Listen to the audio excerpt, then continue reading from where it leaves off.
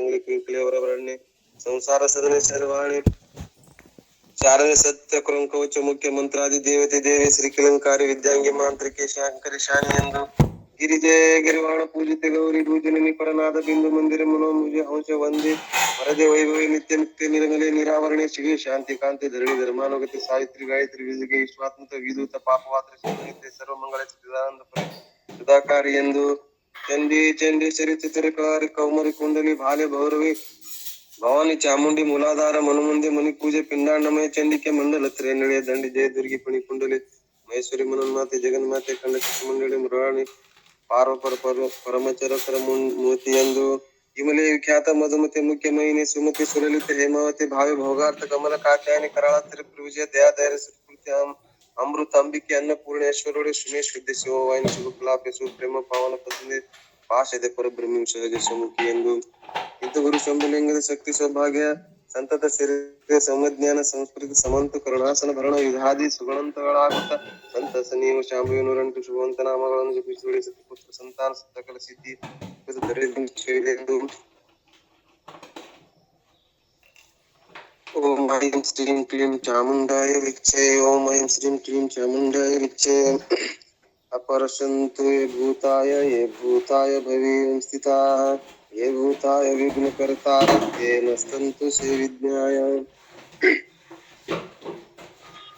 7ನೇ ಅಧ್ಯಾಯ ಶಿವನ ತ್ರಿಶೂಲದಿಂದ ದುಷ್ಟನಾದ ಬಿಡಾಲನನ್ನು ತಿವಿದು ಕೊಂದದ್ದು.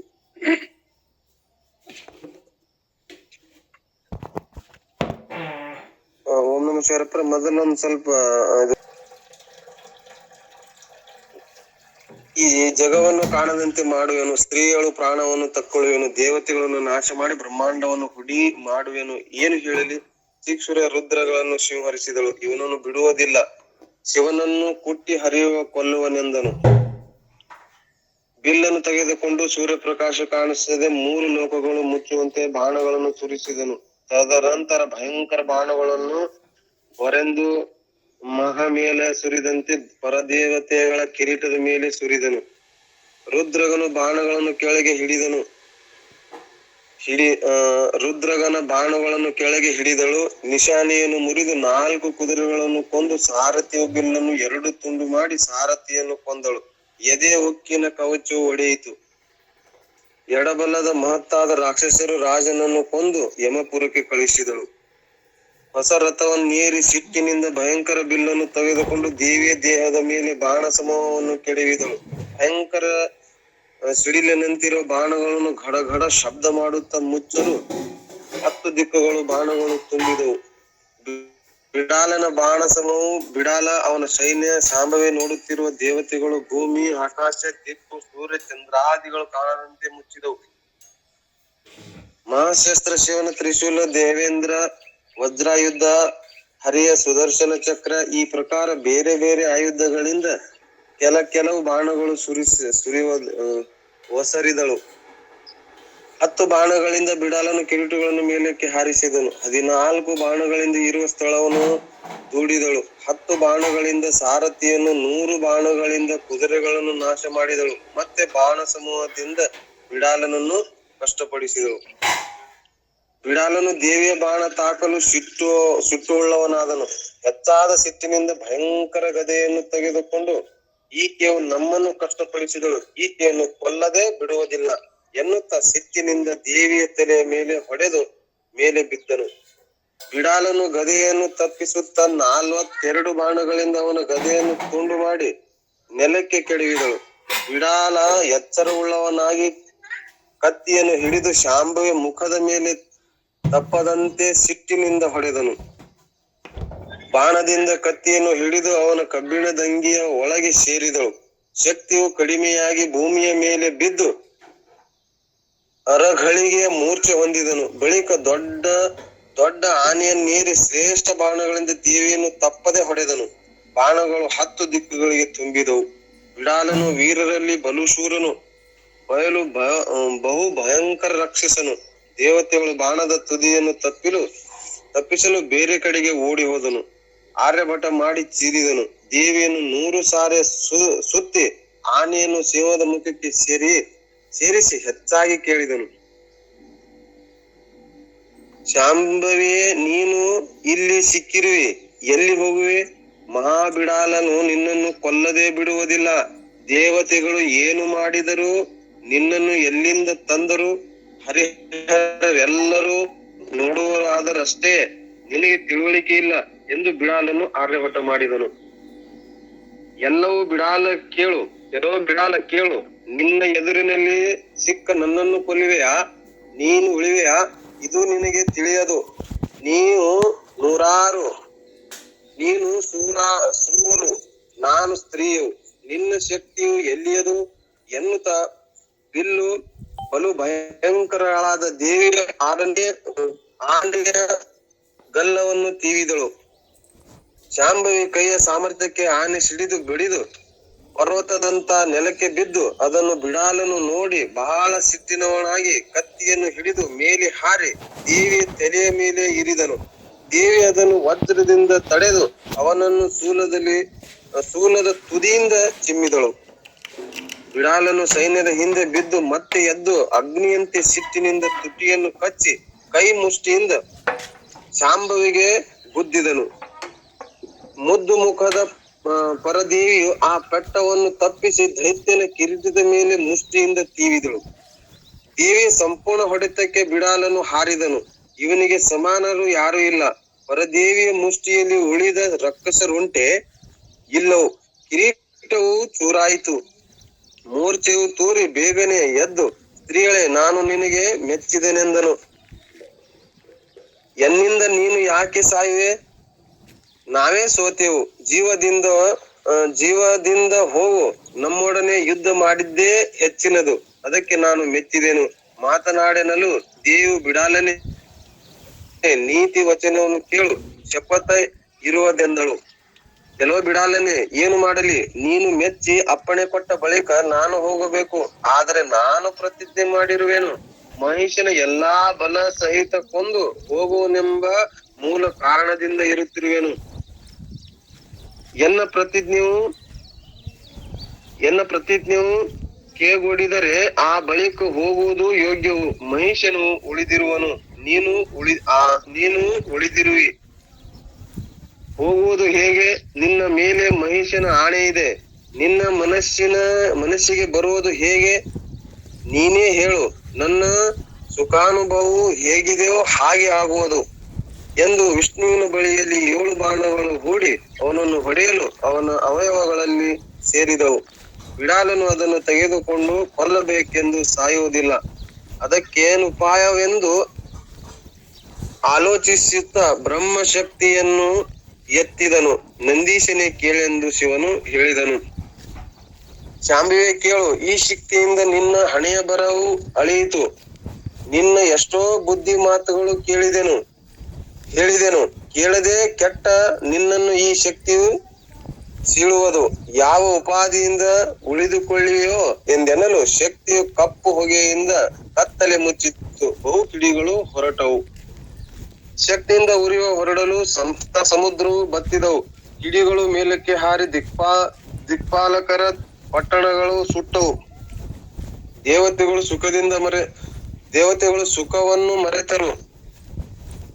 ಬುಗುಬುಗುರ ಉರಿಯುತ್ತಿರುವ ಬ್ರಹ್ಮಶಕ್ತಿಯ ಭಯಂಕರವನ್ನು ಏನು ಹೇಳಲಿ? 3 ಲೋಕಗಳು ಉಗುಳಿತು. ಬಾಳ ಪ್ರಕಾಶದ ಬಹು ಭಯಂಕರ ಶಕ್ತಿಯನ್ನು ಬಹುಕೋಪ ಬಹು ಸಾಮರ್ಥ್ಯದಿಂದ ಬಹು ಪರಾಕ್ರಮಿಯಾದ ಬಿಡಾಲನು ಬಹು ಹೆಜ್ಜೆಯನ್ನು ಮುಂದಿಟ್ಟು ಪರದೇವತೆಯ ಮೇಲೆ ಶಾಂಭವಿ ನೋಡೆಂದು ಬೀಸಿ ಹೊಡೆದನು.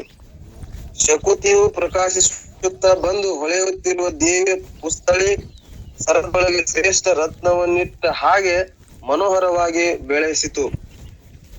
ಬೆಳಗಿತು. ಈ ಬಿಡಾಲನು ಹಲ್ಲನ್ನು ಕಡಿಯುತ್ತಾ ದೇವಿಯ ಮೇಲೆ ಪರ್ವತ ಗಿಡಗಳನ್ನು ಸುರಿಸುತ್ತಾ ಕೈಯ ಮುಷ್ಟಿಯಿಂದ ಆಕೆ ಎದೆಯ ಮೇಲೆ ತೀವಿದನು. ಶಾಂಭವಿಯ ನಕ್ಕು ಶಿವನು ತ್ರಿಶೂಲದಿಂದ ಬಿಡಾಲನ ಎದೆಯಾಗೆ ತೀವಿದಳು. ಅದನ್ನು ತಡೆಯಕೊಳ್ಳಲಾರದೆ ಪ್ರಾಣವನ್ನು ಬಿಟ್ಟನು. ರಾಕ್ಷಸರು ಅದನ್ನು ನೋಡಿ ದುಃಖಿಸಿ ಈಕೆಯ ಪ್ರಾಣವನ್ನು ತೆಗೆದುಕೊಂಡು ಹದ್ದು ಕಾಗೆಗೆ ಬಲಿ ಕೊಡಿರಿ ಎನ್ನುತ್ತಾ ಬಿಡಾಲನ ಸೈನ್ಯವು ಮುತ್ತಿತು.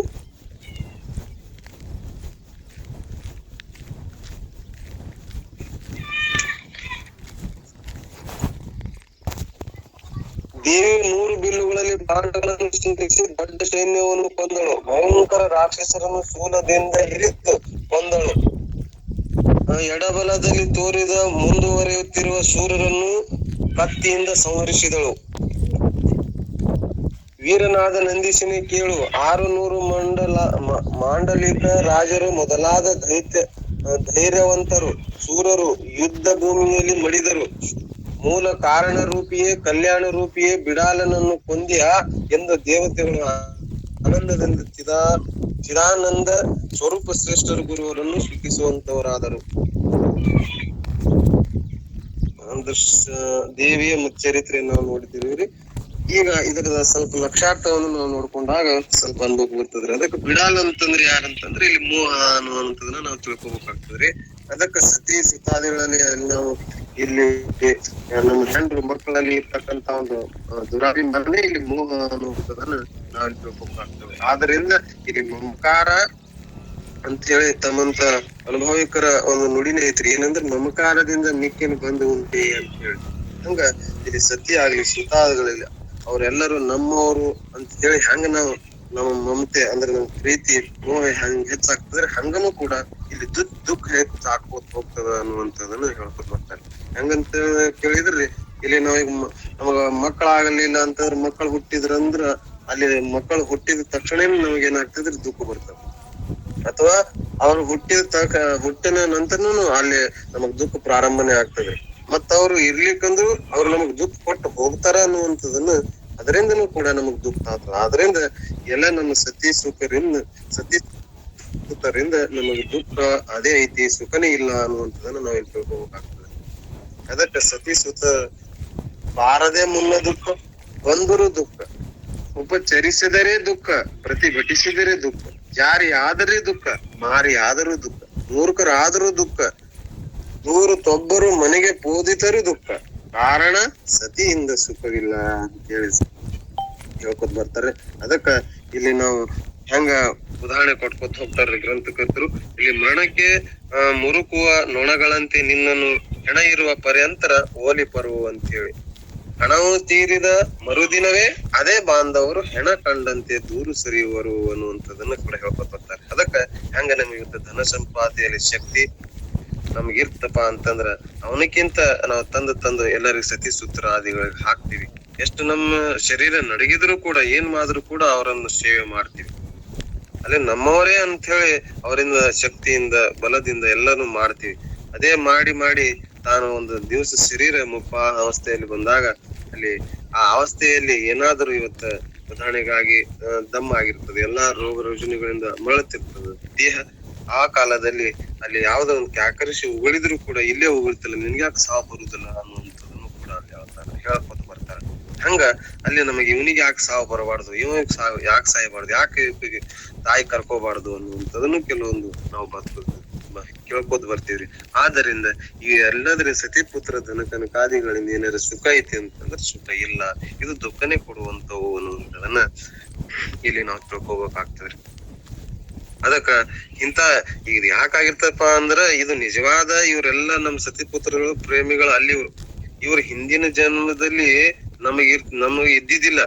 ಈ ಜನ್ಮಲ್ಲಿ ಆದ್ರೂ ಕೂಡ ಇವ್ರು ಹೆಂಗಿರ್ತಾರಪ್ಪ ಅಂತಂದ್ರ ಉದಾಹರಣೆಗಾಗಿ ಒಂದು ಮರ ಇರ್ತದ, ಆ ಮರದೊಳಗ ಹೆಂಗ ಪಕ್ಷಿ ಪ್ರಾಣಿಗಳು ಹೆಂಗ ಕೂತು ಮತ್ತ ರಾತ್ರಿಯನ್ನು ಕಳೆದು ಬೆಳ ಹರಿದಕ್ಕೆ ಹೆಂಗ್ ಹೋಗ್ತಾವಲ್ಲ ಹಂಗನು ಕೂಡ ಇಲ್ಲಿ ಸತಿಪುತ್ರ ಅದಾರ ಅನ್ನುವಂಥದನ್ನ ನಾವು ತಿಳ್ಕೊಬೇಕಾಗ್ತದ.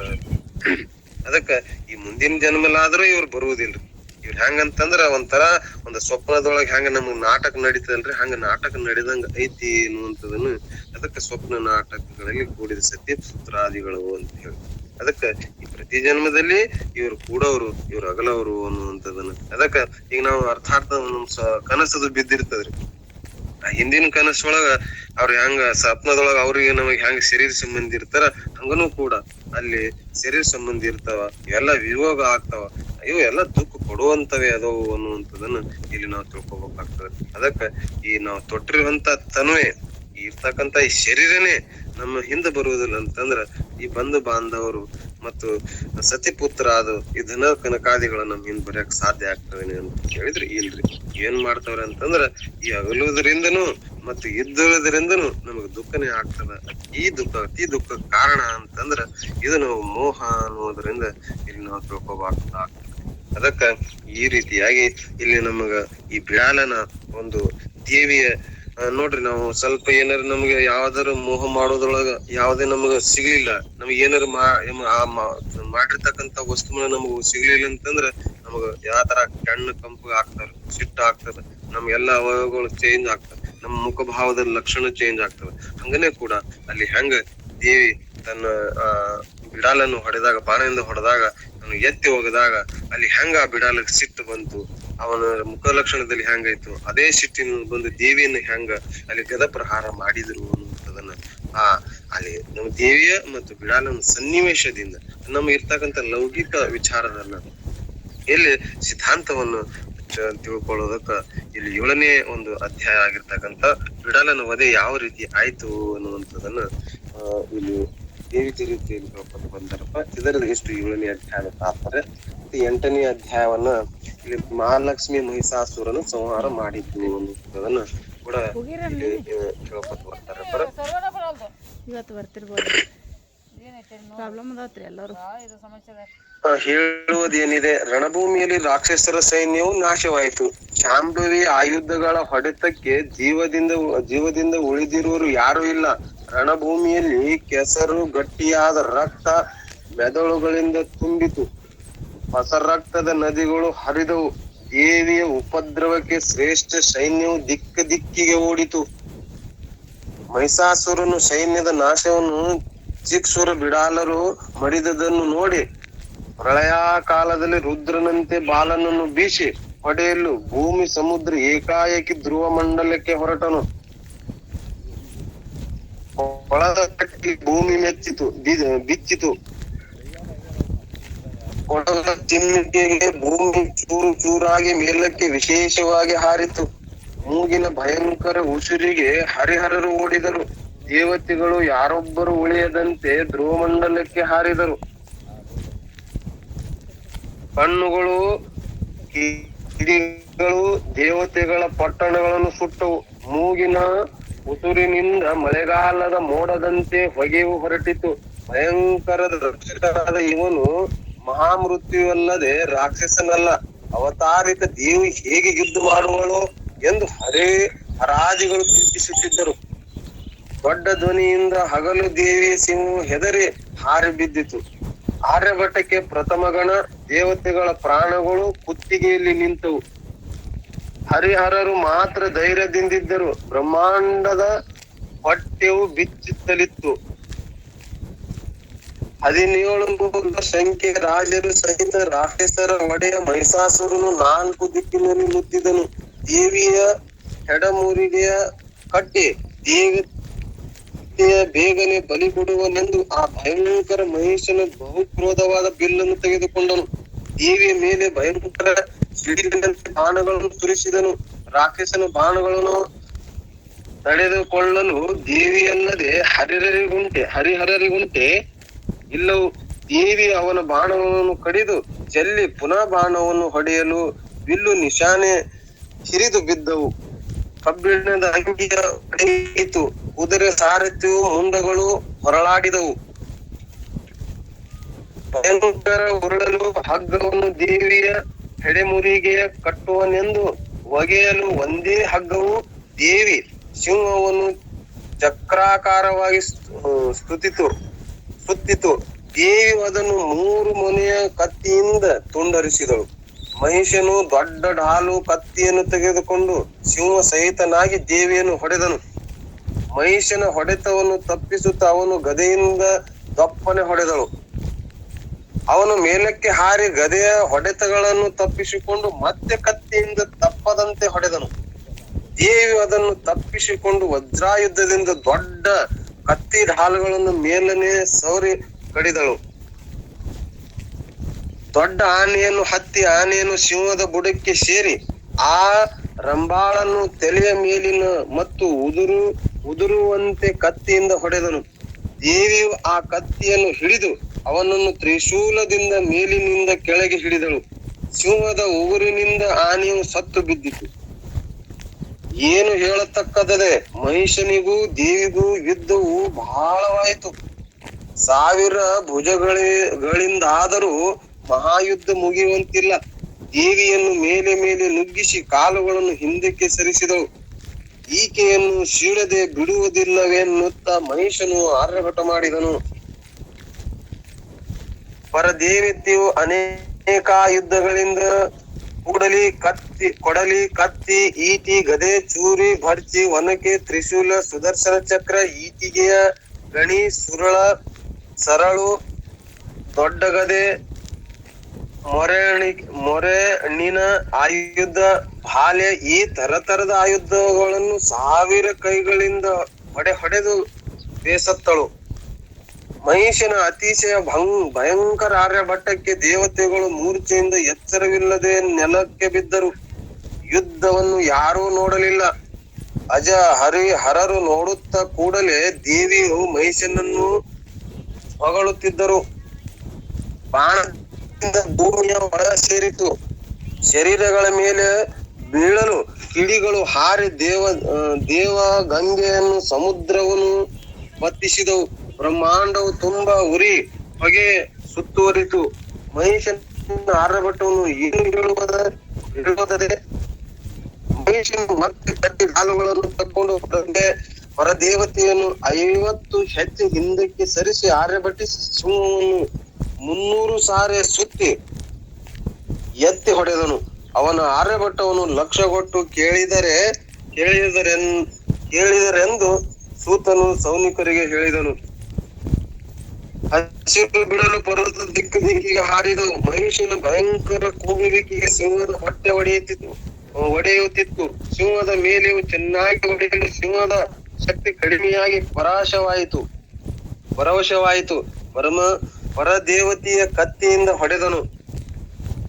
ಇವರಿಬ್ಬರ ಆಯುಧ ಸರಿಗಾಣದೆ ಮೊಣಕಾಲುಗಳನ್ನು ನೂರಿದರು.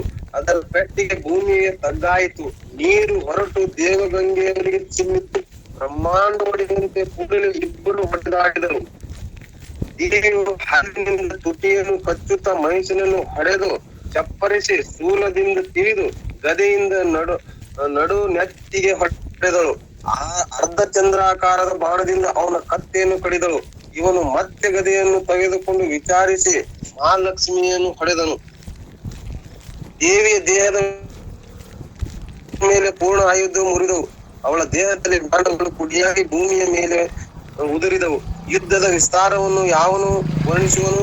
ಯಾವ ದೇವರನ್ನು ಭಜಿಸಿ ಶಕ್ತಿಯನ್ನು ಪಡೆದಿರುವನು? ಮಹಿಷನಿಗೆ ಸಾವು ತೋರವಲ್ಲದು. ಮಹಿಷನು ಅನೇಕ ಪರ್ವತಗಳನ್ನು ಕಿತ್ತು ದೇವಿಯ ಮೇಲೆ ಹಾಕಲು ಅವುಗಳನ್ನು ಬಾಣಗಳಿಂದ ಕತ್ತರಿಸಿದಳು. ಪರದೇವಿಯ ಮಹಿಷನಿಗೆ ಮತ್ತೆ ಹೇಳಿದಳು, ಮೂಢ ಮೇಲೆ ನೂಕಿ ಯಾಕೆ ಬರುವಿ? ಮಧುವನ್ನು ತೆಗೆದುಕೊಂಡು ಬಳಿಕ ಘರ್ಜಿಸುವ ಎಂದಳು.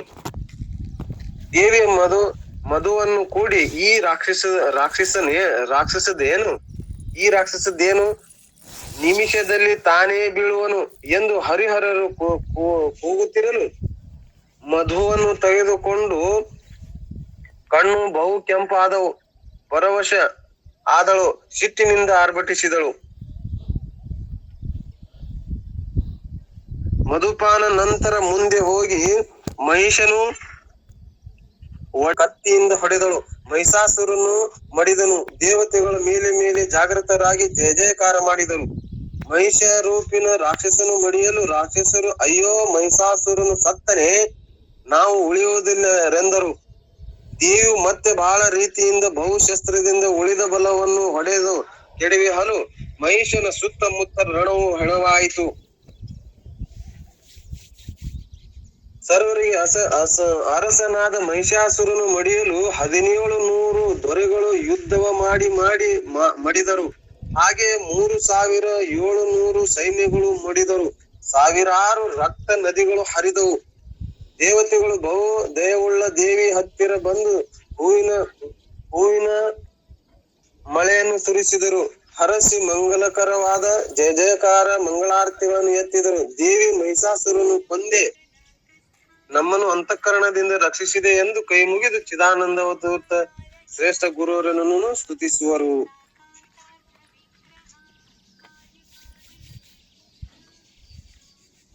ಈ 8ನೇ ಅಧ್ಯಾಯದಲ್ಲಿ ಬರ್ತಕ್ಕಂತ ಮಹಿಷಾಸುರನ ವಧೆಯನ್ನು ಯಾವ ರೀತಿಯಾಗಿ ಮಾಡಿದ್ರು ಅನ್ನುವಂಥದನ್ನ ಇಲ್ಲಿ ಮಹಿಷಾಸುರ ಮತ್ತು ದೇವಿಯ ಒಂದು ದೃಷ್ಟಾಂತದ ಮೂಲಕ ನೋಡ್ಕೊಂಡ್ ಬಂದಿದ್ರಿ. ಇಲ್ಲಿ ಮಹಿಷಾಸುರ ಯಾರಂತ ಹೇಳಿ ಅದನ್ನ ಸ್ವಲ್ಪ ಒಂದು ಹಿನ್ನೆಲೆ ತಿಳ್ಕೊಂಡ್ರೆ ನಮ್ಗೆ ಅರ್ಥ ಆಗ್ತದ್ರಿ.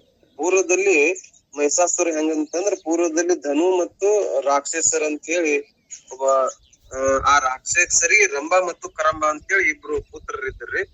ಆ ಪುತ್ರ ಅವರು ಬೆಳೆದು ಯುವಕರಾದ ಸಂದರ್ಭದಾಗ ಅವ್ರಿಗೆ ವಿವಾಹ ಆಗ್ಬೇಕು ಅಂತ ಹೇಳಿ ಇಬ್ರಿಗೆ ಇಚ್ಛೆ ಆಗಿತ್ರಿ. ಇಚ್ಛೆ ಆಗಿ ಅವ್ರು ರಂಭ ಮತ್ತು ಕರಂಬ ಅಂತ ಹೇಳಿ ಏನ್ ಇಬ್ರು ಪುತ್ರರಿದ್ರಲ್ರಿ ಅವ್ರಿಗೆ ಒಂದು ಕೆಲವೊಂದು ದಿವಸಗಳ ಒಟ್ಟ ವಿವಾಹನೇ ಆಗುದಿಲ್ರಿ ಅವ್ರಿಗೆ.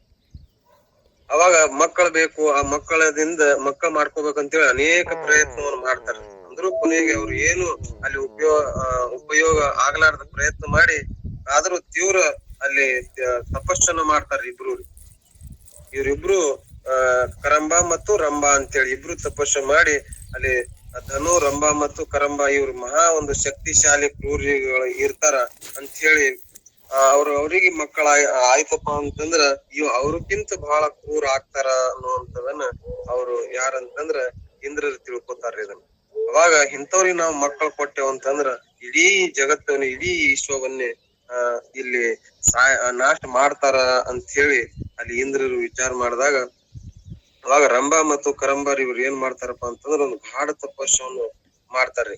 ಗಾಢ ತಪಸ್ಸವನ್ನು ಮಾಡಿ ದೀರ್ಘ ತಪಸ್ಸವನ್ನು ಮಾಡಿ ಇವ್ರು ಯಾರಪ್ಪ ಅಂತಂದ್ರ ಆ ಕರಂಬ ಅಂತ ಹೇಳಿ ಅದರಲ್ರಿ ಅವ್ರು ನೀರಿನಲ್ಲಿ ನಿಂತು ಒಂದೇ ಕಾಲೊಳಗೆ ನಿಂತು ಒಂದು ವರ್ಷಾನುಗಟ್ಲೆ ಬಹಳ ದೀರ್ಘ ತಪಸ್ಸವನ್ನು ಮಾಡ್ತಾರ್ರಿ. ಆ ದೀರ್ಘ ತಪಸ್ಸವನ್ನು ನೋಡಿ ಇವ್ರು ಇಂದ್ರರು ಏನ್ ಮಾಡ್ತಾರಂತಂದ್ರ ಇವ್ರು ಇವ್ರಿಗೆ ಮಕ್ಕಳಾಗಿ ಅಥವಾ ಈ ತಪಸ್ಸಿನಿಂದ ಇವ್ರಿಗೆ ಫಲ ಆಯ್ತಪ್ಪ ಅಂತಂದ್ರ ಇವ್ರು ನಮ್ಮನ್ನು ಬಿಡುದಿಲ್ಲ ಅಂತ ಹೇಳಿ ಇಂದ್ರರು ಏನ್ ಮಾಡ್ತಾರ ಅಂತಂದ್ರ ಆ ನೀರಿನಲ್ಲಿ ನಿಂತಿರ್ತಕ್ಕಂತ ಏನ್ ಕರಂಬರ್ ಇರ್ತಾರಲ್ರಿ ಅವ್ರು ಒಂದು ಇಂದ್ರರು ಮೊಸಳೆಯ ಒಂದು ರೂಪವನ್ನು ಧಾರಣ ಮಾಡ್ಕೊಂಡು ಅವರಿಗೆ ಆ ತಪಸ್ಸವನ್ನು ಒಂದು ಕಾಲವನ್ನು ಗಟ್ಟಿಯಾಗಿ ಹಿಡ್ಕೊಂಡು ಅವ್ರಿಗೆ ಏನ್ ಮಾಡ್ತಾರಪ್ಪ ಅಂತಂದ್ರ ಅಲ್ಲಿ ಸಾಯಿ ಹೊಡೆದ್ ಬಿಡ್ತಾರ್ರಿ ಇಂದ್ರ. ಮತ್ತ ಇದನ್ನ ಕಳೆದುಕೊಂಡಂತ ಏನ ರಂಭ ಇರ್ತಾನಲ್ರಿ ಅವ ಈಗ ಅವ್ರು ಒಂದ್ ತಪಸ್ ಮಾಡ್ತಾರ. ಅವ್ರ ಬೆಂಕಿ ಒಳಗ ನಿಂತು ಅವ್ರು ಒಂದ್ ತಪಸ್ ಮಾಡ್ತಿರ್ತಾರ.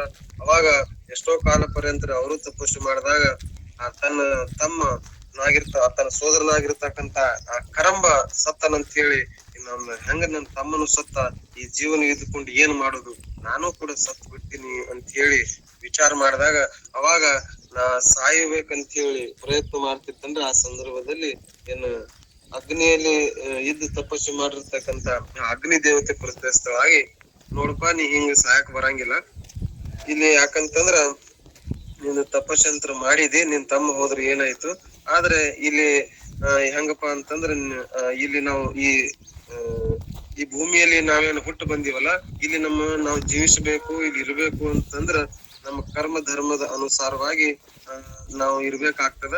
ಹಂಗ ಅವ ತೀರ್ಕೊಂಡನ ಅಂತ ಹೇಳಿ ಹೇಳ್ತಾರೆ. ಅವಾಗ ಈ ಭೂಲೋಕದಲ್ಲಿ ನಾವು ಜನಿಸಿದ್ದು ಅವ್ರಿಗೆ ಹೆಂಗಪ್ಪ ಅಂದ್ರ ಪೂರ್ವ ಜನ್ಮದ ಕರ್ಮದ ಫಲದಿಂದ ಅದು ನಾವು ಅನುಭವಿಸಿ ಹೋಗ್ಬೇಕಾಗ್ತದ ಅಂತ ಹೇಳಿ ಹೇಳ್ತಾರ. ಅದಕ್ಕ ನೀ ಹಿಂಗ ಆತ್ಮಹತ್ಯೆ ಮಾಡ್ಕೊಳ್ಳೋದು ದೊಡ್ಡ ಪಾಪ ಆಗ್ತದ ಅಂತ ಹೇಳಿ ಆ ಅಗ್ನಿ ದೇವತರು ಹೇಳ್ತಾರ. ನಾನು ನಿನಗೊಂದು ವರವನ್ನು ಕೊಡ್ತೀನಿ, ಆ ವರವನ್ನು ತೆಗೆದುಕೊಂಡು ನೀನು ಎಂತ ವರ ಕೊಡ್ತೀನಿ ಅಂತಂದ್ರ ಮೂರು ದೇವತೆಗಳಿಂದನೂ ನಿನಗೇನು ಆಗಿರ್ಬಾರ್ದು, ಮೂರು ಲೋಕದಿಂದೊಳಗುನು ರಾಜನಾಗಿರ್ಬೇಕು, ದೇವತೆಗಳ ಅಸುರಗಳಿಂದ ನೀನು ಮರಣ ಹೊಂದಬಾರ್ದು ಅಂತ ಹೇಳಿ ಅಂತ ವರವನ್ನು ಕೊಡ್ತೀನಿ ಅಂತ ಹೇಳಿ ಅಗ್ನಿ ದೇವರು ಹೇಳಿದಾಗ ಅವರು ಅಗ್ನಿ ದೇವ್ರು ಹೇಳ್ತಾರೆ. ಅದಕ್ಕೆ ಇವ್ರು ಏನ್ ಮಾಡ್ತಾರ ಅಂತಂದ್ರ ಅಗ್ನಿ ದೇವ್ರು ಹೇಳಿರ್ತಾರ, ಒಂದು ಸ್ತ್ರೀಯನ್ನ ನೀನು ಮನಸ್ಸಿಟ್ಟು ಪ್ರೇಮವನ್ನು ಮಾಡು, ಆ ಪ್ರೇಮವನ್ನು ಮಾಡಿದ್ದಾದ್ರ ಅವನಿಗೊಂದು ಮಗ ಹುಟ್ಟತಾನ ಅಂತ ಹೇಳಿ ಒಂದು ವರವನ್ನು ಕೊಡ್ತಾರ್ರಿ ಅಗ್ನಿ ದೇವರು. ಅವಾಗ ಆ ಅಗ್ನಿ ದೇವರು ವರ ಕೊಟ್ಟು ಅದೃಶ್ಯರಾಗ್ತಾರ. ಅವಾಗ ಇವ್ರ ಏನ್ ಮಾಡ್ತಾರ ಅಂತಂದ್ರ ತನ್ನ ಸ್ತ್ರೀಯನ್ನು ಮದುವೆ ಮಾಡ್ಕೊಂಡು ಮಕ್ಕಳು ಮಾಡ್ಕೋಬೇಕಂತ ಹೇಳಿ, ವಿವಾಹ ಮಾಡ್ಕೋಬೇಕಂತ ಹೇಳಿ ಎಲ್ಲಾ ಸೋದನೆಗ ಹೊಂಟಿರ್ತಾರ. ಆದ್ರೆ ಅಲ್ಲಿ ಎಲ್ಲಾ ಕಡೆ ಹೋಗ್ತಾರ. ಒಂದು ಹೋಗುವಂತ ಸಂದರ್ಭದಾಗ ಅಲ್ಲಿ ಯಾವ್ದಂತಂದ್ರ ಮಲಾಯಾಕ್ಷದ ಒಂದ್ ಪ್ರಾಂತ್ಯಕ್ಕೆ ಹೋಗ್ತಾರೆ ಇವ್ರು. ಹೋಗಿ ಅವನಿಗೆ ಆ ಕಡೆ ಹೋಗಿ ನೋಡ್ಬೇಕನ್ನೋ ಸಂದರ್ಭದಾಗ ಅಲ್ಲಿ ಬರೀ ಆ ಪ್ರದೇಶ ಕಡೆ ಬರೀ ಆನೆ, ಎಮ್ಮೆ, ಕುದುರೆ, ಹಸು, ಎತ್ತು, ಈ ಕುರಿಗಳು ಅವೇ ಕಾಣಿಸ್ತಿರ್ತಾವ. ಅವಾಗ ಇವ್ರು ರಂಬರ್ ಏನ್ ಮಾಡ್ತಾರಂತಂದ್ರ ಒಂದ್ ಎಮ್ಮೆಯನ್ನು ನೋಡಿ ಆ ಎಮ್ಮೆಗೆ ಆಕರ್ಷಣೆಯನ್ನು ಮಾಡ್ತಾರೆ. ಅಲ್ಲಿ ಅದನ್ನೇ ಪ್ರೇಮ ಮಾಡ್ಕೊಂಡು ಅಲ್ಲಿ ಆ ಎಮ್ಮೆಯನ್ನೇ ಅದ್ರ ಜೋಡಿ ಸಂಭೋಗವನ್ನು ಮಾಡಿ ಅಲ್ಲಿ ಹೆಣ್ಣು ಮಹಿಷೆ ಅನ್ನುವುದೇ ಒಂದು ಗರ್ಭ ಆಗ್ತದೆ. ಆ ಗರ್ಭ ಆದ ಸಂದರ್ಭದಾಗ ತನ್ನ ರಾಜ್ಯವಾದ ರಂಭನ ರಾಜ್ಯವಾದ ತನ್ನ ಯಾವ್ದ್ರ ಪಾತಾಳಕ್ಕೆ ಹೋಗ್ತಾನ್ರ. ಹೋಗಿ ಆ ಎಮ್ಮೆಯನ್ನು ತನ್ನ ರಾಜ್ಯದಲ್ಲಿ ಕರ್ಕೊಂಡು ಹೋಗ್ತಾರ. ತನ್ನ ರಾಜ್ಯದ ಎಲ್ಲಾ ಸೈನಿಕರಾಗ್ರಿ ಎಲ್ಲಾರು ಎಲ್ಲರೂ ಏನ್ ಮಾಡ್ತಾರಪ್ಪ ಅಂದ್ರ ಅಸಹ್ಯ ಪಡ್ತಾರ್ರಿ, ನೀ ಎಮ್ಮೆಗೆ ಮದುವೆ ಮಾಡ್ಕೊಂಡಿ ಏನು ಅಂತ ಹೇಳಿ. ಅವಾಗ ಅಲ್ಲಿಂದ ತನ್ನ ರಾಜ್ಯ ಬಿಟ್ಟು ಮತ್ತೆ ಬೇರೆ ಕಡೆ ಇದ್ದು ಅಲ್ಲಿ ವಾಸ ಮಾಡಿ ಅಲ್ಲಿ ಆ ಹೆಣ್ಣು ಎಮ್ಮೆನ್ ಇರ್ತದಲ್ರಿ, ಅದಕ್ಕ ಒಂದ್ 2 ಮಕ್ಕಳು ಆಗ್ತಾರ. ಒಂದ್ ಹೆಣ್ಣು ಮೈಸ ಒಂದ್ ಗಂಡು ಮೈಸ ಅಂತೇಳಿ. ಆ ಹೆಣ್ಣು ಮೈಸಾಗ ಇವ್ರ ರಂಬಾರ್ ಏನ್ ಮಾಡ್ತಾರಂತಂದ್ರ ಸಾಯಿ ಹೊಡೆದ್ ಬಿಡ್ತಾರ್ರಿ. ಮತ್ತೆ ಗಂಡು ಮೈಸ ಏನ್ ಮಾಡ್ತಾರಪ್ಪಾ ಅಂತಂದ್ರ ಆ ಸಾಯಿ ಹೊಡಿದು ನೋಡಿ ಆ ಬೆಂಕಿಯಿಂದೇ ಒಂದು ರಾಕ್ಷಸ ಉದ್ಭವ ಆಗಿ ಅಲ್ಲಿ ಹೆಂಗ ಸಾಯಿ ಹೊಡಿತಿ ಅಂತ ಹೇಳಿ ಅವನಿಗೆ ಮುಂದ ಬಹಳ ಕಥೆ ಅದ್ರಿ. ಅದರ ಸಲುವಾಗಿ ಆ ಗಂಡ ಮಹಿಷ ಅನ್ನುವುದೇ ಇಲ್ಲಿ ಮಹಿಷಾಸುರ ಅನ್ನುವಂಥದನ್ನ ಇಲ್ಲಿ ನಾವು ತಿಳ್ಕೊಬೇಕಾಗ್ತದ್ರಿ. ಅದಕ್ಕ ಈ ಮಹಿಷನ ಹೆಂಗ ವಧೆ ಆಯ್ತು ಅನ್ನುವಂಥದನ್ನ ಇಲ್ಲಿ ನಾವು ತಿಳ್ಕೊಂಡಾಗ ಗೊತ್ತಾಗ್ತದ್ರಿ. ಅದಕ್ಕ ಇಲ್ಲಿ ಅಂತರಂಗ ಆಗ್ಲಿ ಬಹಿರಂಗ ಆಗ್ಲಿ ಈ ಅಷ್ಟಮದಗಳ ಇರುವಂತವನೇ ಇಲ್ಲಿ ಮಹಿಷ ಅಂತ ಹೇಳಿ ಇಲ್ಲಿ ತಿಳ್ಕೊಂಡ್ ಬಂದಾರ್ರಿ. ಅದಕ್ಕ ನಾವು ಈ ದೇವಿಯ ಅಥವಾ ಈ ನಮ್ಮ ಜ್ಞಾನದ ಅಥವಾ ಬ್ರಹ್ಮ ಸ್ವರೂಪದ ಕೃಪೆಯನ್ನು ಪಡೆಯದೆ ನಾವೇನ್ ಮಾಡ್ತೇವೆ ಅಂತಂದ್ರ ಅಹಂಕಾರ, ಮಮಕಾರ ಇವುಗಳಿಂದ ಗರ್ವಿಸಿ ಕುಲ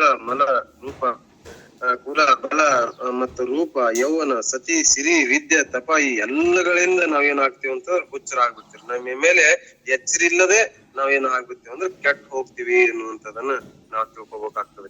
ಯಾಕಂದ್ರ ಒಂದು ಮದದಿಂದ ಒಬ್ಬೊಬ್ಬರಿಗೆ ಒಂದೊಂದು ನಷ್ಟ ಆಗ್ತದೆ. ಈ ಅಷ್ಟ ಮದಗಳಿಂದ ಹಿಂದೆ ನಾವು ಎಲ್ಲಾ ಕಥೆ ನೋಡ್ಕೊಟ್ ಬಂದಿವ್ರಿ. ಹಿಂದೆ ಇತಿಹಾಸದಲ್ಲಿ ಒಂದೊಂದು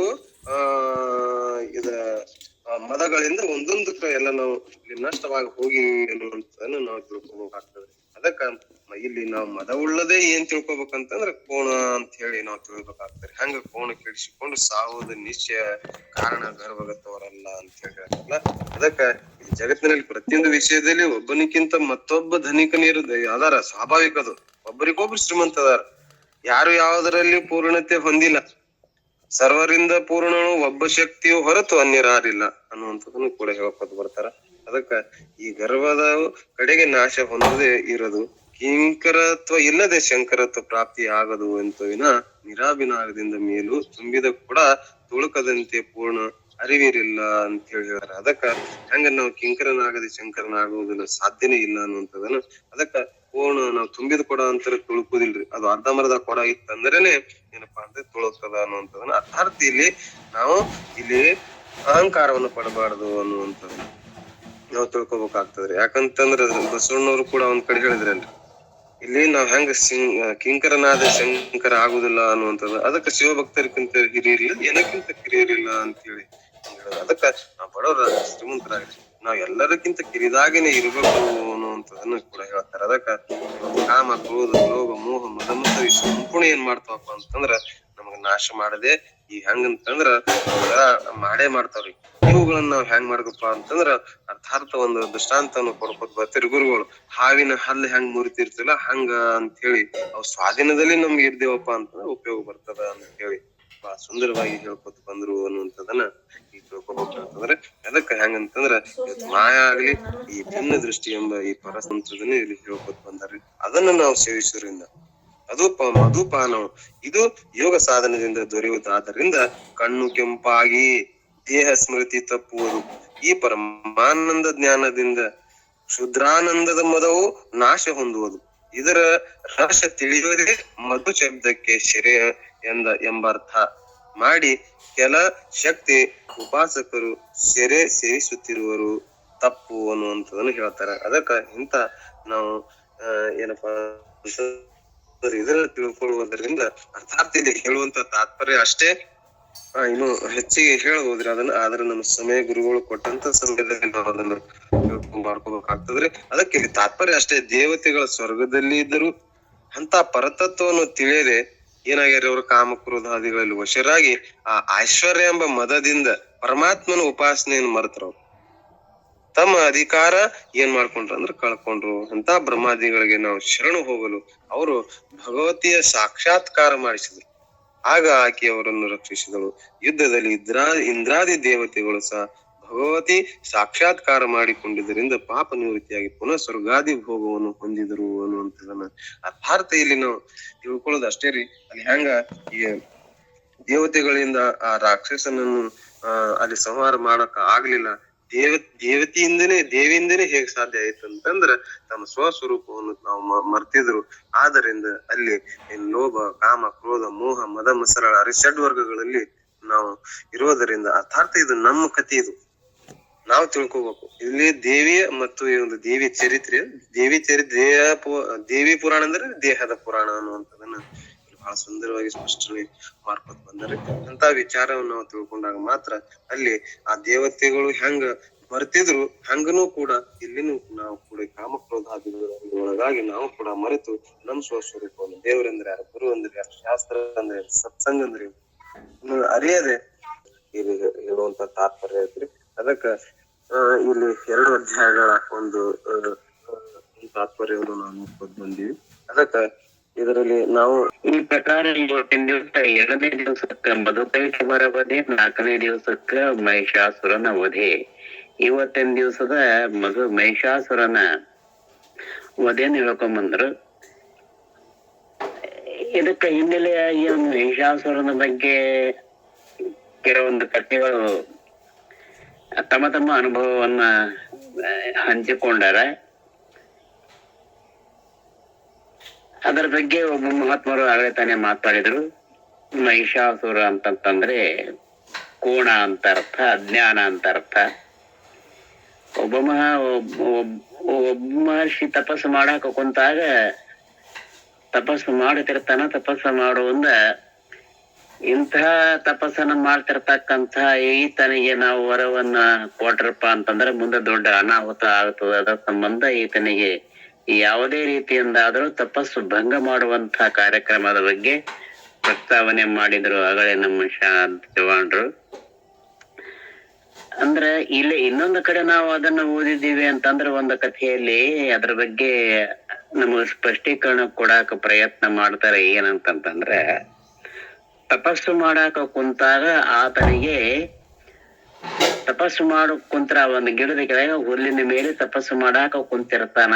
ಅಲ್ಲೇ ಆತನಿಗೆ ವೀರ್ಯ ಸ್ಖಲನೆ ಆಗಿಬಿಡ್ತದ ಅಂತ ಕಥೆಯನ್ನು ನಾವು ಕೂಡ ಕೇಳ್ಕೊಂಡ್ ಬಂದಿದ್ದೀವಿ. ಕೆಲವೊಂದು ಕಡೆ ಹಲವು ಮುಖಗಳು ಪ್ರಾಣಕ್ಕ ಅಂತ ಅನ್ನೋ ಹಂಗ ಇದು ಸುಮ್ಮನೆ ಹೂ ಅನ್ಬೇಕು, ಹೂ ಅನ್ನಂಗಿಲ್ಲ ಅಂತ ಅನ್ನೋ ಹಂಗ. ಹಾಗೆ ತಪಸ್ಸನ್ನ ಆಚರಿಸಲಿಕ್ಕೆ ಗಿಡದ ಕೆಳಗೆ ಕುಳಿತಾಗ ಅಲ್ಲಿ ಹುಲ್ಲು ಬೆಳೆದಿರ್ತೈತೆ. ಆ ಹುಲ್ಲಿನ ಮೇಲೆ ಈತನ ವೀರ್ಯ ಸ್ಖಲನವಾಗಿ ಬಿಂದು ಪಾತ ಆಗಿ ಬಿಡ್ತೈತಿ. ಆತ ಇಲ್ಲಿಗೆ ನನ್ನ ತಪಸ್ಸು ಭಂಗ ಆತು ಅಂತ ತಿಳ್ಕೊಂಡ್ ಕೇಸಿ ಆತ ಸಿಟ್ಟಿಗೆದ್ದು ಹೋಗುತ್ತಾನ ಅನ್ನುವಂತ ಕಥೆಯನ್ನ ಕೇಳಿದ್ದೀವಿ. ಹಾಗೆ ಹೋದ ಕೂಡ್ಲೆ ಆ ಪಾತವಾಗಿರ್ತಕ್ಕಂತಹ ಬಿಂದು ಒಂದು ಕಾಡೆಮ್ಮೆ ಹುಲ್ಲು ಮೇಯ್ತಾ ಬಂದು ಆ ಜಾಗದಲ್ಲಿ ಬಂದು ಅದೇನು ಬಿಂದು ಪಾತ ಆಗಿತ್ತಲ್ಲ, ಆ ಬಿಂದು ಪಾತ ಆದ ಸ್ಥಳದಲ್ಲಿ ಅದು ಹುಲ್ಲಿನೊಂದಿಗೆ ಆ ಬಿಂದುವನ್ನು ಅಂದ್ರೆ ಆ ವೀರ್ಯವನ್ನು ಕೂಡ ಅದು ಆ ಕಾಡೆಮ್ಮೆ ಸ್ವೀಕಾರ ಮಾಡ್ತೈತೆ. ಆ ಎಮ್ಮೆಯಿಂದ ಹುಟ್ಟಿದ್ದರಿಂದ ಮಹಿಷಾಸುರ ಅನ್ನುವಂತ ಹೆಸರನ್ನು ನಾವು ಕೇಳ್ಕೊಂಡ್ ಬಂದಿದ್ದೀವಿ. ಇರ್ಲಿ, ಈ ಪ್ರಕಾರ ಅಜ್ಞಾನದಿಂದ ಹುಟ್ಟಿರ್ತಕ್ಕಂಥ ಜನಿಸಿದಂತ ಆ ಮಹಿಷಾಸುರ ಮುಂದೆ ಬಹಳಷ್ಟು ಪ್ರಖರವಾಗಿ ಎಲ್ಲರನ್ನು ಕೂಡ ಸದೆಬಟ್ಟಿದ್ದು ಅವರ ಸಿಂಹಾಸನಗಳಿಗೆ ತಾನಣಿಯಾಗ್ತಾನ. ಇಂಥವರಿಗೆ ಹೇಗ ನಾವು ಮಣಿಸುದು ಅನ್ನುವಂಥದ್ದು ದೇವತೆಗಳಿಗೆ ನಿಲುಕದೇ ಇದ್ದಾಗ ತಾಯಿ ಮಹಾಲಕ್ಷ್ಮಿ ಈ ಮಹಿಷನನ್ನು ಸಂಹಾರ ಮಾಡ್ತಾಳ ಅಂತಕ್ಕಂಥ ಕಥೆಯಲ್ಲಿ ಇವತ್ತಿನ ದಿವಸ ನಾವು ಕೇಳಿಕೊಂಡು ಬಂದಿದ್ದೇವೆ. ಇದರಲ್ಲಿ ಅದ್ಭುತವಾಗಿರ್ತಕ್ಕಂಥ ದೇವಿಯ ಅನೇಕ ಅವತಾರಗಳಲ್ಲಿ ನವದುರ್ಗೆಯರ ಅವತಾರಗಳು ಇದರಲ್ಲಿ ಮೊದಲನೇದಾಗಿ ಶೈಲಪುತ್ರಿ, ಎರಡನೆಯದಾಗಿ ಬ್ರಹ್ಮಚಾರಿಣಿ, ಮೂರನೆಯದಾಗಿ ಚಂದ್ರಘಂಟ ಮತ್ತು 4ನೇ ದಿನದ ಇವತ್ತಿನ ದಿವಸದಲ್ಲಿ ಕೂಷ್ಮಾಂಡ. ಹೀಗೆ ಆ ತಾಯಿಯ ಅವತಾರಗಳು ಎಣಿಸಲಿಕ್ಕೆ ಸಾಧ್ಯವಿಲ್ಲ. ಎಣಿಸೋರು ಯಾರು? ಮುಂದೆ ಜೀವನ್ಮುಕ್ತಿ ಮಾರ್ಗದಲ್ಲಿ ಆ ತಾಯಿಯ ವರ್ಣನೆ, ದೇವಿಯ ವರ್ಣನೆ ಎಷ್ಟಿದೆ ಅಂತಂದ್ರ ಸುಧೆ ಮರಳಿಗೂ ಮಿಕ್ಕಂತೆ ಅಂತಂದ್ರ ಸಮುದ್ರದಲ್ಲಿ ಇರ್ತಕ್ಕಂಥ ಉಸುಗನ್ನು ಒಂದೊಂದಾಗಿ ಎಣಿಸಿ ಹಾಕಿದರೂ ಕೂಡ ಮುಗಿಲಾರದಷ್ಟು ಅವತಾರಗಳು ಆ ತಾಯಿ ಇರುತ್ತವೆ. ಯಾಕಂದ್ರೆ ಪರಬ್ರಹ್ಮನಿಂದಂತೂ ಯಾವುದು ಸೃಷ್ಟಿ ಇಲ್ಲ. ಪರಬ್ರಹ್ಮ ಮತ್ತು ಮಾಯೆಯ ಸಂಪರ್ಕದಿಂದನೇ ಈ ಜಗತ್ತು ಪ್ರಕಟ ಆಗಿದೆಯಲ್ಲ. ಹಾಗೆ ಪ್ರಕಟವಾಗಿರ್ತಕ್ಕಂಥ ರೂಪಗಳಲ್ಲಿ ಅನಂತವಾಗಿರ್ತಕ್ಕಂಥ ಆ ಶಕ್ತಿ ತಾಯಿ ಅವತಾರಗಳು ಅನಂತ. ಈ ರೀತಿಯಿಂದ ಮುಖ್ಯವಾಗಿ 9 ದುರ್ಗೆಯರು ಈ ದಸರೆಯಲ್ಲಿ ಆರಾಧನೆಗೆ ಬಲ್ಲಂತವರು ಇದರ ಬಗ್ಗೆ ನಮಗ ತಿಳಿಸ್ಕೊಂಡು ಬಂದಿರ್ತಾರ. ಈ ರೀತಿ ಸಗುಣದಿಂದರಾಗಲಿ, ನಿರ್ಗುಣದಿಂದರಾಗಲಿ, ಸಕಾಮದಿಂದರಾಗಲಿ, ನಿಷ್ಕಾಮದಿಂದರಾಗಲಿ ಆರಾಧನೆಯನ್ನು ಮಾಡಿದ್ರಪ್ಪ ಅಂತ ಅಂದ್ರೆ ನಾವು ಆ ಪರಮಾತ್ಮನನ್ನ ಕೂಡಿಕೊಳ್ಳುವುದಕ್ಕೆ ದಾರಿ ಆಗ್ತದ, ಅದರಲ್ಲಿ ಹೊಂದುವುದಕ್ಕೆ ದಾರಿ ಆಗ್ತದ ಅನ್ನುವಂತಹದ್ದನ್ನ ಉಪಾಸನೆಯ ಮೂಲಕವಾಗಿ ಹೇಳ್ಕೊಂಬಂದಾರ. ನಮಗ ಪರೋಕ್ಷ ಜ್ಞಾನ ಆಗದೆ, ಅಪರೋಕ್ಷ ಜ್ಞಾನ ಆಗದೆ ಇದ್ರ ಪರಮಾತ್ಮ ಅದಾನ ಅನ್ನುವಂತ ಪರೋಕ್ಷ ಜ್ಞಾನ ಆದ್ರ ನಾವು ನಮ್ಮ ಗತಿಯನ್ನು ತರುತ್ತೀವಿ, ಮುಟ್ತೀವಿ ಅಂತಕ್ಕಂಥ ಉದ್ದೇಶದಿಂದ ಸಗುಣ ಭಕ್ತಿಯನ್ನು ಇಲ್ಲಿ ಹೇಳ್ಕೊಂತ ಬಂದ್ರು. ಸಗುಣ ಭಕ್ತಿ ಅಂತಂತಂದ್ರೆ ನಮಗೆ ಪ್ರಿಯವಾಗಿರ್ತಕ್ಕಂಥ ತಾಯಿಯ ಚಿತ್ರವನ್ನ ನಮ್ಮ ಎದುರಿನಲ್ಲಿ ಇಟ್ಟುಕೊಂಡು ಅದುವೇ ನಾನಾಗಿದ್ದೇನೆ, ಅದುವೇ ನಾನಾಗ್ತೀನಿ, ಆ ತಾಯಿಯನ್ನೇ ಭಜಿಸ್ತೀನಿ ಅನ್ನುವಂಥ ಉದ್ದೇಶವನ್ನು ಇಟ್ಟುಕೊಂಡು ಅದನ್ನೇ ನೋಡುತ್ತಾ, ಅದನ್ನೇ ಧ್ಯಾನಿಸುತ್ತಾ ಅದುವೇ ನಾನಾಗುವಂತಹದ್ದು ಒಂದು ಮಾರ್ಗ. ಹೇಗೆ ಇದಕ್ಕೆ ಉದಾಹರಣೆಯನ್ನು ಕೊಟ್ಟುಕೊಂಡು ಬರ್ತಾರ? ಕೀಟ ಭೃಂಗ ನ್ಯಾಯದಂತೆ ಅಂತ ಉದಾಹರಣೆಯನ್ನು ಕೊಡ್ತಾರ. ಕೀಟ ಭೃಂಗ ಇದರ ಬಗ್ಗೆ ತಾವೆಲ್ಲ ಕೇಳಿದ್ದೀರಿ, ಅದರ ಬಗ್ಗೆ ಅನುಭವವನ್ನ ತಾವು ಕಂಡುಕೊಂಡಿದ್ದೀರಿ. ಏನಂತಂತಂದ್ರೆ ಕೀಟ ಭೃಂಗ ಅಂತಂತಂದ್ರೆ ಹುಳ ಅಂತಂತಂದ್ರೆ ರೆಕ್ಕೆ ಇರುವ ಹುಳ ಅಂತಂದ್ರೆ, ಕೀಟ ಅಂತಂತಂದ್ರೆ ಹಸಿರು ಕೀಡಿ ಅನ್ನುವಂತಹದ್ದನ್ನ ನಾವು ನೋಡ್ಕೊಂಡು ಬಂದಿರ್ತೀವಿ. ಮನೆಯಲ್ಲಿ ಗೂಡು ಕಟ್ಟಿರ್ತದ, ಆ ಗೂಡಿನೊಳಗ ಆ ಭೃಂಗ ಒಂದು ಕೀಟವನ್ನು ತಗೊಂಬಂದು ಆ ತನ್ನ ಗೂಡಿನಲ್ಲಿ ಇಟ್ಟು ಅದಕ್ಕೂ ಒಂದೇ ಸಲ ಚುಚ್ಚದಂತ ಆ ಭೃಂಗ ಆ ಕೀಟಕ್ಕ, ಆ ಕೀಟ ಅದು ಈ ಭೃಂಗವು ಪರಿವರ್ತನಾ ರೂಪದಿಂದ ಒಂದು ಹುಳು ಭೃಂಗವಾಗಿ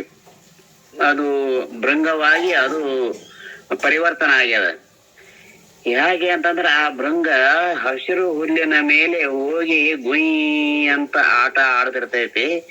ಹಿಂಗ ಆಡೋ ಮುಂದ ಆ ಶಬ್ದಕ್ಕೋಸ್ಕರವಾಗಿ ಯಾವ ಹುಳು ಹಿಂಗ ಉದ್ದಕ್ಕಿರ್ತಾಮಲ್ಲ, ಹಿಂಗ ಕೀಟ ಆ ಉದ್ದಕ್ಕಿರ್ತಕ್ಕಂತ ಹುಲ್ಲನ್ನು ಮೇಯ್ತಿರ್ತದ. ಈ ಭೃಂಗದ ನಾದವನ್ನು ಕೇಳಿದ ಕೂಡಲೇ ಆ ಭೃಂಗ ಆ ಗುಂಗಿಯ ಹುಳದ ಕಡೆಗೆ ಮ್ಯಾಲ ಎತ್ತಿರ್ತದ ತಲಿ. ಅಂಥ ಕೀಟವನ್ನೇ ತಗೊಂಡ್ಬಂದು ತನ್ನ ಗೂಡಿನಲ್ಲಿ ಆ ಭೃಂಗವು ಇಡುತ್ತದ. ತಲೆ ಬಗ್ಗಿದ್ದೂಕ ಇಡಂಗಿಲ್ಲ, ತಲೆ ಎತ್ತಿ ಯಾವುದನ್ನ ಅದನ್ನು ನೋಡ್ತಾ ನಿಂತಿರ್ತದ, ಅದನ್ನ ಮಾತ್ರ ಆರಿಸಿಕೊಂಡು ಬಂದು ತನ್ನ ಗೂಡಿನಲ್ಲಿ ಇಡುತ್ತದಂತ. ಅವಾಗ ಅದಕ್ಕೆ ಒಂದೇ ಒಂದು ಸಲ ಚುಚ್ಚಿ ಅದನ್ನ ಪ್ಯಾಕ್ ಮಾಡಿ ಕೇಸಿ ಗುಯ್ ಅಂತ ಪ್ರತಿನಿತ್ಯ ಆಡ್ತಾ ಇರ್ತದ. ಅದಕ್ಕ ನನಗ ಇದು ಚುಚ್ಚದ ಅಂತಕ್ಕಂಥ ಅರುವನ್ನ ಇಟ್ಟುಕೊಂಡು ಅದು ನನಗ ಬರ್ತದ, ಕಡಿತದ ಅನ್ನುವಂಥ ಒಂದು ಅಂಜಿಕೆಯಿಂದ ಅದು ಅದರಲ್ಲೇ ತಾನಾಗಿ ಅದರಂತೆ ತಾನು ಕೂಡ ಅದೇ ರೂಪವನ್ನ ಧಾರಣ ಮಾಡ್ಲಿಕ್ಕೆ ಶಕ್ತಿ ಅದರಲ್ಲಿ ಉಂಟಾಗುತ್ತದ. ಇಂತಹ ವಿಚಿತ್ರವಾದಂತಹ ಶಕ್ತಿ ಆ ಕೀಟ ಮತ್ತು ಭೃಂಗದಲ್ಲಿ ಇದೆ. ಹಾಗೆ ಗುರು ಮತ್ತು ಶಿಷ್ಯ ಇವು ಇಬ್ಬರು ಕೀಟ ಭೃಂಗದಂತೆ ಅಂತ ಅದನ್ನ ಸಾಮ್ಯತೆ ಮಾಡ್ತಾರ. ಅದಕ್ಕೆ ಹೋಲಿಸ್ತಾರ ಆ ರೀತಿಯಿಂದ. ಹ್ಯಾಂಗೆ ಒಂದು ಹಸರ ಹುಳ ಈ ಗುಂಗಿ ಹುಳ ಆಗಿ ಈ ಭೃಂಗ ಆಗಿ ಅದು ಪರಿವರ್ತನ ಹೊಂದಾಕ ಸಾಧ್ಯ ಆಯಿತು. ಈ ಜಗತ್ತಿನಲ್ಲಿ ಬಂದಿರತಕ್ಕಂಥ ಜೀವಿಗಳು ಪರಮಾತ್ಮನ ಆ ಶಕ್ತಿಯಿಂದ, ಆ ಗುರು ಅನ್ನುವಂತ ಶಕ್ತಿಯಿಂದ ಆ ಗುರುನೇ ಆಗತಾನ, ಆ ಶಿಷ್ಯನು ಕೂಡ ಅನ್ನುವಂಥದ್ದು ಈ ಭಾಗ್ಯ ಎಲ್ಲರಿಗೆ ಇರಂಗಿಲ್ಲ. ಈ ಭಾಗ್ಯ ಕೆಲವು ಜನರಿಗೆ ಮಾತ್ರ ಇರ್ತಾರ. ಆ ರೀತಿಯಿಂದ ಈ ಕೀಟಭೃಂಗದ ನ್ಯಾಯದ ಉದಾಹರಣೆಯನ್ನೇ ಕೊಡ್ತಾರ. ಅದಕ್ಕೋಸ್ಕರವಾಗಿ ಸಗುಣ ಉಪಾಸನೆಯಿಂದ ನಾವು ಆ ಪರಮಾತ್ಮನ ಸ್ವರೂಪರೇ ಅನ್ನುವಂತಹದ್ದನ್ನ ಆಗುವಂತಹದ್ರಲ್ಲಿ ಸಂಶಯ ಇಲ್ಲ. ಅದಕ್ಕ ಆ ಹುಳು ತನ್ನ ಹಸಿರುತನವನ್ನು ಹುಳುತನವನ್ನ ಕಳೆದುಕೊಂಡು ಭೃಂಗವಾಗಿ ಪರಿಣಮಿಸಿದಂತೆ ಸತ್ಶಿಷ್ಯನಾಗಿರ್ತಕ್ಕಂಥ ಶಿಷ್ಯ ಗುರು ಹೇಳಿದಂತ ಕ್ರಿಯಾದಿಗಳಿಗೆ ಆತ ಹೇಳಿದಂತ ಜ್ಞಾನವನ್ನು ಪಡೆದುಕೊಂಡು ಆತನ ನಾದದಲ್ಲಿಯೇ ಸದಾ ಇದ್ದು ಗುರುವಿಲ್ಲದೆ ಗತಿ ಇಲ್ಲ ಅನ್ನುವಂತಹದನ್ನು ಮನಸ್ಸಿನಲ್ಲಿ ಧಾರಣ ಮಾಡಿಕೊಂಡು ಅದು ಆ ಭೃಂಗವಾಗಿ ಹೆಂಗ ಪರಿಣಮಿಸಿತ್ತು ಹಾಗೆ ಶಿಷ್ಯನು ಕೂಡ ಗುರು ಹೇಳಿದಂತೆ ಕೇಳಿ ಒಂದಿಲ್ಲ ಒಂದು ದಿವಸ ಆತ ಸಗುಣ ರೂಪದಿಂದ ಮತ್ತು ಕೊನೆಗೆ ನಿರ್ಗುಣದಿಂದ ಆತ ತನ್ನ ಸ್ವರೂಪವನ್ನೇ ತಾನು ಕಂಡುಕೊಂಡು ಉದ್ಧಾರ ಆಗ್ತಾನ ಅನ್ನುವಂತಹ ವಿಚಾರದಿಂದಾಗಿ ಅಂತ ಪರಮಾತ್ಮನನ್ನ ಅಂತ ಸದ್ಗುರುವನ್ನ ನಾವೆಲ್ಲರೂ ಹೊಂದೋಣ. ಆ ಗುರುಗಳು ಹೇಳಿರ್ತಕ್ಕಂಥ ಮಾತುಗಳನ್ನ ಲಕ್ಷ್ಯದಲ್ಲಿ ವಹಿಸಿ, ಯಾಕಂದ್ರೆ ಪರಮಾತ್ಮ ನಮಗೆ ಇಂಥ ಶರೀರವನ್ನು ಕೊಟ್ಟಾನ ಅಂತಂದ್ರೆ ಇದನ್ನು ಪಡೆಯುವುದಕ್ಕೋಸ್ಕರವಾಗಿಯೇ ಕೊಟ್ಟಾನ. ಇದಕ್ಕೋಸ್ಕರವಾಗಿಯೇ ಅನೇಕ ಮಾರ್ಗಗಳನ್ನು ಗುರುಗಳು ಹಿರಿಯರು ಮಹಾನ್ ಸಂತರು ಶರಣರು ಇದರ ಬಗ್ಗೆನೇ ಹೇಳ್ಯಾರ. ಮೊದಲು ನಿನ್ನನ್ನು ನೀನು ನಿನ್ನ ಸ್ವರೂಪವನ್ನು ಅರಿತುಕೋ, ನೀನಾಗಿರು. ಈ ಲೌಕಿಕ ಪ್ರಪಂಚಕ್ಕೆ ಅಂಟಿಕೊಂಡು ಇದ್ದೀಯಪ್ಪ ಅಂದ್ರೆ ಮತ್ತೆ ನಿನಗೆ ಬಂಧನ ತಪ್ಪಿದ್ದ ಅಲ್ಲ ಅನ್ನುವಂತಹದ್ದನ್ನು ಹೇಳುವ ಸಂಬಂಧವಾಗಿ ಈ ಪುರಾಣಗಳು, ವೇದಗಳು, ಉಪನಿಷತ್ತುಗಳು, ದ್ರಾಷ್ಟಾಂತ ಎಲ್ಲವೂ ಇರುವುದರಿಂದ ನಾವು ಆ ಗುರುವನ್ನೇ ಮೊರೆ ಹೋಗಬೇಕು. ಗುರು ಹೇಳಿದಂತೆ ಕೇಳಬೇಕು, ಶಾಸ್ತ್ರಾದಿಗಳಲ್ಲಿ ಹೇಳಿದಂತ ವಿಧಿವಿಧಾನಗಳನ್ನು ನಡೆಯಬೇಕು ಅನ್ನುವಂತಹದನ್ನ ನಮಗ ಸಾರ್ತಾ ಇದ್ದಾವೆ ಆ ಎಲ್ಲ ಶ್ರುತಿ ಸ್ಮೃತಿಗಳು ಎಲ್ಲವೂ ಕೂಡ. ಅಂತಹ ಒಂದು ಶಕ್ತಿ ನಮ್ಮಲ್ಲಿ ಆ ಗುರುನಾಥ ಪ್ರಾಪ್ತ ಮಾಡಿ ಕೊಡ್ಲಿ ಅಂತಂತ ಹೇಳ್ತಾ ಇಲ್ಲಿಯವರೆಗೆ ತೊದಲು ನುಡಿಗಳಿಂದ ತಮ್ಮ ಮುಂದೆ ಪ್ರಸ್ತಾಪಿಸಿದ ಈ ನುಡಿಮುತ್ತುಗಳನ್ನ ಅದರಲ್ಲಿ ತಪ್ಪಿದ್ರೆ ದಯವಿಟ್ಟು ಕ್ಷಮಿಸಿ ಅದರಲ್ಲಿ ಇರ್ತಕ್ಕಂಥ ಯಥಾರ್ಥ ಜ್ಞಾನವನ್ನು ತಾವು ಪರಿಭಾವಿಸ್ತೀರಿ ಅಂತಂತ ಹೇಳತಾ ಎಲ್ಲರ ಶ್ರೀಚರಣಗಳಲ್ಲಿ ಶರಣಾರ್ಥಿಗಳನ್ನು ಸಮರ್ಪಣೆ ಮಾಡಿ ಮಾತನಾಡುವುದಕ್ಕೆ ಅವಕಾಶ ಕೊಟ್ಟಂತಹ ಈ 4ನೇ ದಿನದ ಬಂದಂತಹ ಕೂಷ್ಮಾಂಡ ಚರಿತ್ರೆಯ ತಾಯಿಯ ಕಥೆಯನ್ನು ಇಲ್ಲಿ ಒಳಗೆ ನಾವು ಕೇಳ್ತಾ ಬಂದೀವಿ. ಪುರಾಣದಲ್ಲಿ ದೇವಿ ಮಹಾತ್ಮೆಯನ್ನು ಕೂಡ ನಾವು ಕೇಳ್ಕೊಂಡು ಬಂದೀವಿ ಅನ್ನುವಂಥದ್ದನ್ನು ತಿಳಿಸ್ತಾ ನನ್ನ ಮಾತಿಗೆ ವಿರಾಮ ನೀಡ್ತೀನಿ. ಜಯ ಮಂಗಲಂ, ಜಯ ನಮ ಪಾರ್ವತಿ ಪತಿ ಶಿವ ಹರ ಹರ ಮಹಾದೇವ ಶರಣು ಶರಣಾರ್ಥಿ. ಎಲ್ಲರಿಗೂ ವಂದನೆಗಳು, ಧನ್ಯವಾದಗಳು. ಓಂ ನಮಃ ಶಿವಾಯ, ಓಂ ನಮಃ ಶಿವಾಯ, ಓಂ ನಮಃ ಶಿವಾಯ. ಓಂ ನಮಃ ಶಿವಾರಿ, ಓಂ ನಮಃ ಶಿವಾರಿ. ನಮ್ಮ ಪೂಜ್ಯರಾದ ಚಿಳ್ಯಾಳ್ ಪೂಜ್ಯರು ಬಹಳ